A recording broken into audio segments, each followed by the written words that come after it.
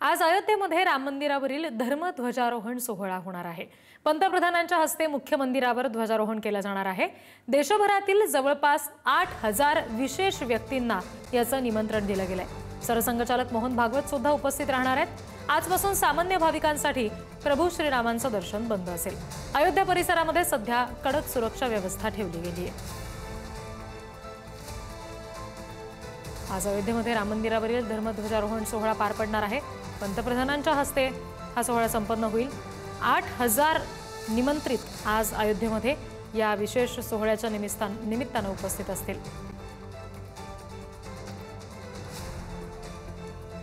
राम मंदिराची नेमकी वैशिष्ट्य काय आहेत आपण ग्राफिक्सच्या माध्यमातून जाणून घेऊया। मुख्य गाभाऱ्यामध्ये प्रभू श्रीरामाची बालरूप मूर्ती आहे। पारंपरिक नागर शैलीमध्ये मंदिराचं बांधकाम केलेलं आहे। मंदिराची 380 फूट लांबी आहे, 250 फूट रुंदी आणि 161 फूट उंची आहे। 3 मजली राम मंदिर आहे। प्रत्येक मजल्याची उंची 20 फूट आहे। मंदिरामध्ये 392 खांब आहेत आणि 44 दरवाजे आहेत। मंदिरामध्ये 5 मंडप आहेत। नृत्य मंडप, रंगमंडप, सभा मंडप, प्रार्थना मंडप आणि कीर्तन मंडप। खांब आणि भिंतींवर कोरलेल्या देवी देवतांच्या मूर्ती त्या ठिकाणी आहेत। सिंहद्वारापासून 32 पायऱ्या चढून पूर्व दिशेकडून मंदिरामध्ये प्रवेश करता येतो। मंदिराच्या चारही बाजूंना आयताकार तटबंदी आहे। तटबंदीच्या चारही कोनांना सूर्यदेव, आई भगवती, गणपती, भगवान शिव यांची मंदिरं आहेत।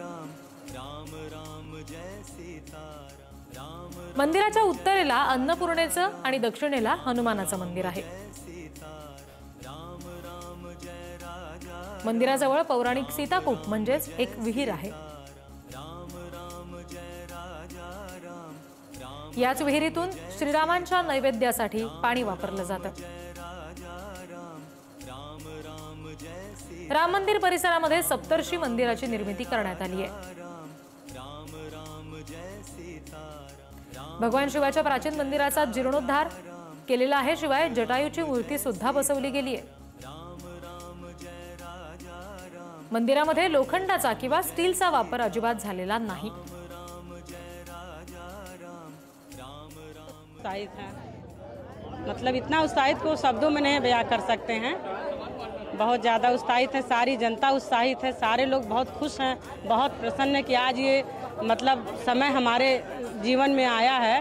वो हम लोग अपने आप को बहुत धन्य महसूस कर रहे हैं। बहुत उत्साहित, इतना कि मतलब समझ लीजिए कि जैसे होता नहीं कि हम लोग कितने त्यौहार, कितनी शादियां इसके लिए हम लोग छोड़ दिए हैं कि नहीं, हमको इसमें आना है, अपने देश के लिए आना है। एक ध्वजारोहण का ये जो प्रोग्राम है इसको हमको सफल बनाना है और होता नहीं एक एकता का प्रमाण देना है। आज हमारे देश को बहुत उल्लास है, बहुत उमंग है, उत्साह है। भारत नहीं, पूरे विश्व में रहने वाले हमारे हिंदू भाइयों को उमंग उत्साह है। पूरे विश्व में हिंदू का डंका बज रहा है। आज भारत हिंदू राष्ट्र हो जाना चाहिए। आज पूरे विश्व में नाम आ जाए कि भारत जो है हिंदू राष्ट्र हो गया। जो आज विधर्मियों ने अपने पल्ला गढ़ा था उसको पल्ला को हटा दिया, गुलामी का चिन्ह हटा रहे हैं। भारतीय गुलाम नहीं है भारत, भारत स्वतंत्र भारत है, भारत हिंदू राष्ट्र है, हिंदू राष्ट्र।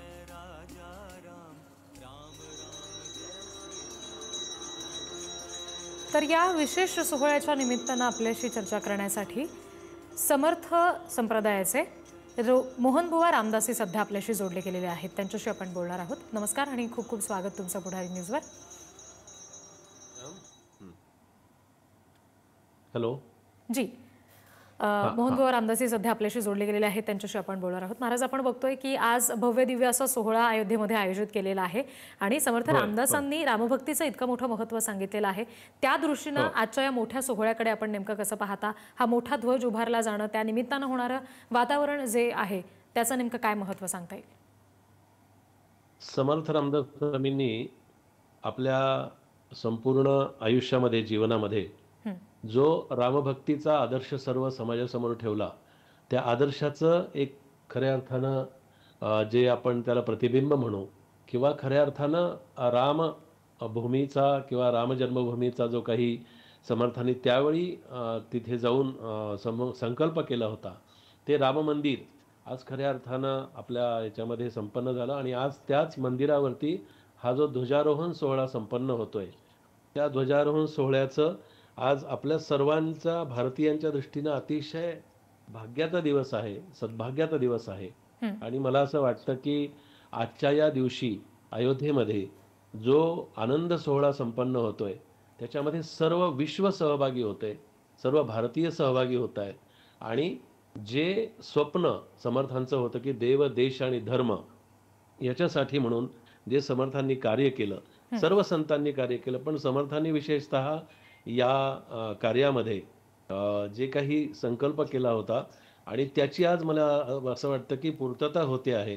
हा धर्मध्वज हे आमच्या हिंदू धर्मियांचं आणि हिंदू राष्ट्राचं एक खऱ्या अर्थानं एक स्वप्न आहे आणि ते स्वप्न आज साकार होत आहे. समर्थांचं जे स्वप्न होतं की आनंदवन भुवनाचं स्वप्न आज खऱ्या अर्थानं आपल्यामध्ये ते संपन्न होताना खूप आनंद होतोय.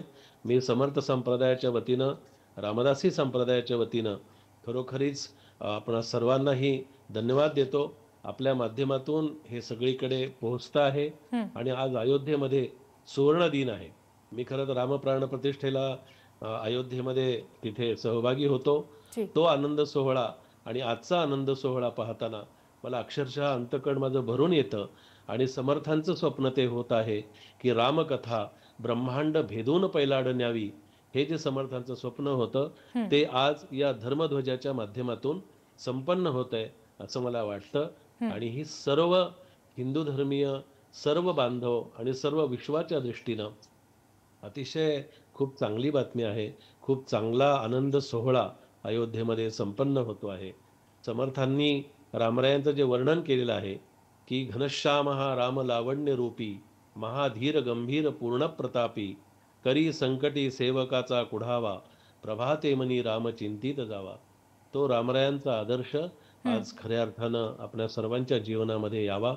आणि आपणा सर्वांनाही या अयोध्येमध्ये सोहळ्यामध्ये आज आपल्या पुढारी न्यूजला मी धन्यवाद देतो की आज आम्हाला अयोध्येमध्ये जाणं शक्य झालं नाही, पण अयोध्येमधला सोहळा आज आम्हाला आमच्या उघड्या डोळ्यांनी आपल्या या चॅनेलमधून पाहायला मिळतो आहे. आणि आपण हे सर्वत्र पोहोचवत आहात, याबद्दल आपणालाही खूप खूप धन्यवाद देतो. जय जय रघुवीर समर्थ, जय जय रघुवीर समर्थ. महाराज, आता तुम्ही उल्लेख केलात की ज्या वेळेला राम मंदिराचं लोकार्पण झालं त्या भव्य दिव्य सोहळ्यासाठी आपण उपस्थित होतात, ती सगळी विशालता आपण अनुभवलीत, ते वातावरण आपण अनुभवलं आणि त्या पार्श्वभूमीवर आज अयोध्येमध्ये अशा पद्धतीनं धर्मध्वजारोहण सोहळा पार पडतोय. ठिकठिकाणच्या नागरिकांना त्याच पद्धतीचा भगवा ध्वज फडकवण्याचं आवाहन सुद्धा करण्यात आलेलं आहे. या सगळ्याचं हिंदू राष्ट्राचा उल्लेख सुद्धा मगाशी तुम्ही केलात. नेमकं काय महत्त्व आहे असं म्हणता येईल या सगळ्या भव्य दिव्य धर्मध्वजारोहण सोहळ्याचं? कसं असतं की जसा मंदिरावरती कलशारोहण झाल्यानंतर त्या मंदिराची पूर्तता होते, तसं अजूनही अयोध्येमध्ये बऱ्याच काही गोष्टी होतील आणि होणारही आहेत आणि होतीलही रामरायांच्या कृपेनं.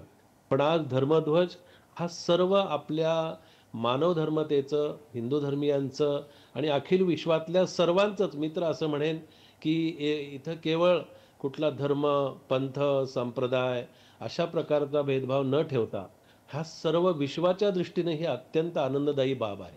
आणि धर्मध्वज या मंदिरावरती आज विराजमान होणं किंवा स्थापन होणं म्हणजे खऱ्या अर्थानं त्या मंदिराला एक पूर्णत्व येतं. जसा कलशारोहण संपन्न झाल्यानंतर त्या मंदिरातल्या त्या देवतेला किंवा त्या मंदिराला पूर्णत्व येतं, तसं आज या धर्मध्वजाच्या माध्यमातून हे पूर्णत्व येतोय.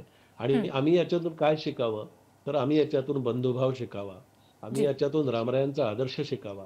सर्व धर्म समभावाची शिकवण जी आम्हाला संतांनी दिलेली आहे, जी समर्थ रामदास स्वामींनी दासबोध ग्रंथाच्या माध्यमातून किंवा 400 वर्षापूर्वी रामरायांचा आदर्श समोर ठेवून, कारण कसं होतं की त्या काळची परिस्थिती अत्यंत भयानक होती आणि समाज निर्बल झालेला होता.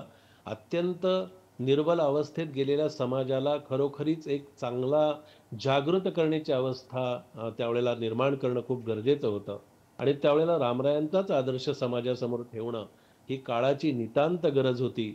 म्हणून समर्थ रामदास स्वामींनी ह्या रामरायांचा प्रचार आणि प्रसार करून सर्वत्र हा रामरायांचा आदर्श आपल्या जीवनामध्ये उतरवण्यासाठी समर्थांनी सांगितलं. जी. कारण रामरायांच्या आदर्शामध्ये जीवनामध्ये कुठेही अपूर्णता नाहीये, सर्व परिपूर्ण असणारं हे जीवन आहे.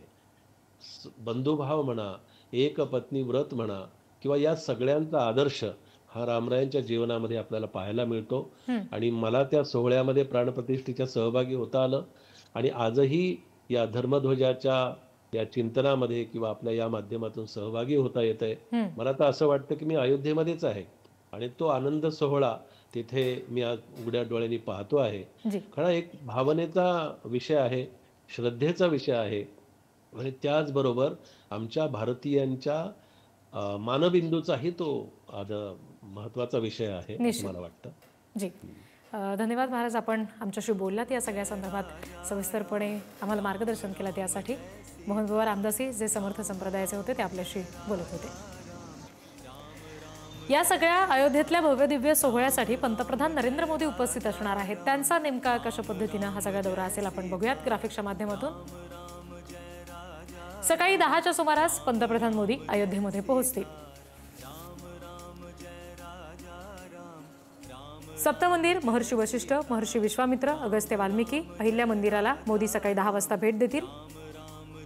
त्यानंतर निषादराज गुहा, माता शबरी मंदिरामध्ये पूजा करतील आणि शेषावतार मंदिराला सुद्धा भेट देतील. त्यापुढे सकाळी 11 वाजता माता अन्नपूर्णा मंदिराला सुद्धा मोदी भेट देतील. राम दरबाराच्या गर्भगृहात प्रार्थना करतील. दुपारी 12 वाजता श्रीराम जन्मभूमी मंदिराच्या शिखरावर भगवा ध्वज फडकवला जाईल. देखिए, सवाल हमारे यहाँ अयोध्या का है। अयोध्या धर्म की नगरी है।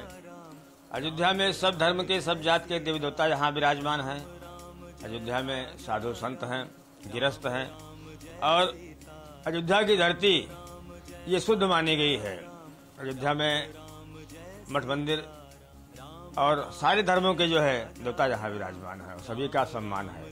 मंदिर बन गया, अब जो है भगवान राम का मंदिर बना और झंडारोहण आज होने जा रहा है। माननीय प्रधानमंत्री जी के हाथ होने जा रहा है। ये अच्छी बात है कि जो है गौरव का दिन है। जो पूजन हुआ, प्राण प्रतिष्ठा हुई, आज ध्वजारोहण समारोह, आप कितना उत्साहित और किस तरीके से देखते हैं अयोध्या को? संकट कटे मिटे सब पीरा, जो सुमरत हनुमत बलबीरा।